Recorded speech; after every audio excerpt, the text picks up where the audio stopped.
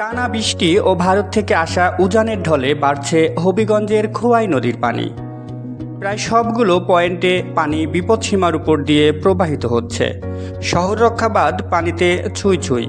ফলে হবিগঞ্জ শহরসহ খোয়াই নদীর দুই পাড়ে বন্যার আশঙ্কা দেখা দিয়েছে। এতে আতঙ্কে রয়েছে হবিগঞ্জের মানুষ।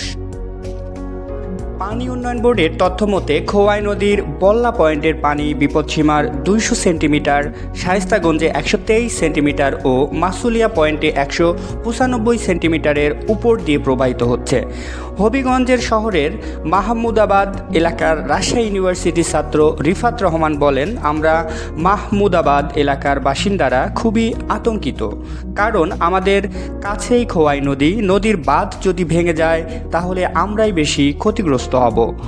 শহরের মাসুলিয়া এলাকার বাসিন্দা নাম প্রকাশ না করার শর্তে বলেন, আমাদের খোয়াই নদীর বাঁধ দুর্বল, কারণ খোয়াই নদী থেকে অবৈধভাবে বালি উত্তোলন করছে একটি কুচক্রী মহল, যার ফলে আজকে আমরা বন্যায় ক্ষতিগ্রস্ত হওয়ার দ্বার প্রান্তে।